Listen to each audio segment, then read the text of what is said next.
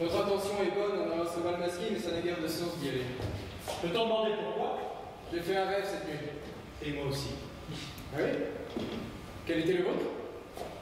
Que les rêveurs mentent souvent. Endormis dans leur lit, ils rêvent parfois de choses vraies. Oh! Je vois. La reine Mab vous a rendu visite. Parmi les fées, c'est la coucheuse.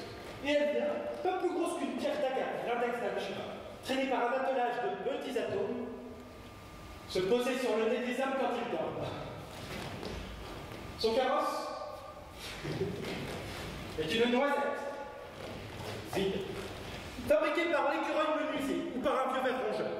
De temps immémorial, les carrosses étaient faits. Les rayons de ces roues sont faits de longues pattes de tarentule. La capote est une aile de sauterelle, les rênes, une fine toile d'araignée. Le collier d'humides rayons de lune. Son fouet, un os de grillon. La lanière, un fil de la Vierge. Son cocher, un petit moucheron, vêtu de gris. Pas plus gros que la moitié d'un petit verre rond que l'on prend dans les doigts paresseux d'une servante. Et dans cet équipage, elle galope. Nuit après nuit,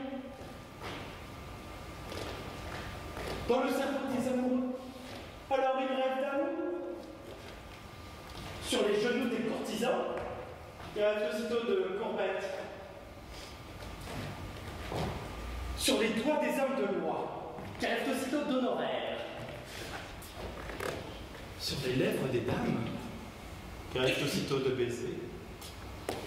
Ces lèvres que souvent Mab, furieuse, couvre de cloques, car leur souffle est empesté de pastilles parfumées. Parfois, elle roule sur le nez d'un huissier. Alors, il rêve qu'il fait un bon procès. Et parfois, elle vient, avec la queue d'un cochon de la dîme, chatouiller le nez d'un curé endormi. Alors, il rêve d'un nouveau bénéfice. Parfois, elle roule sur le cou d'un soldat.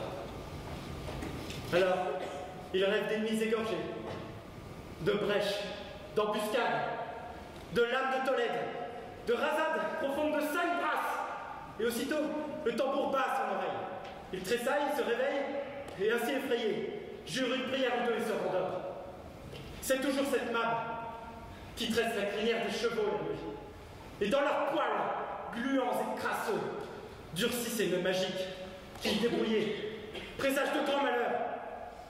C'est elle la sorcière, quand les vierges sont allongées sur le dos, qui les comprime et leur apprend à supporter leur premier fardeau et à devenir des femmes de bon rapport. C'est encore elle. Tais-toi, monsieur.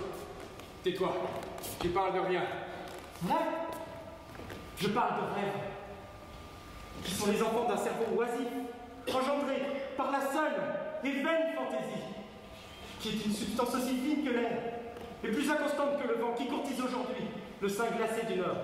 Puis, s'étant irrité, s'en va souffler loin de là, tournant son flanc vers le sud humide de rosée.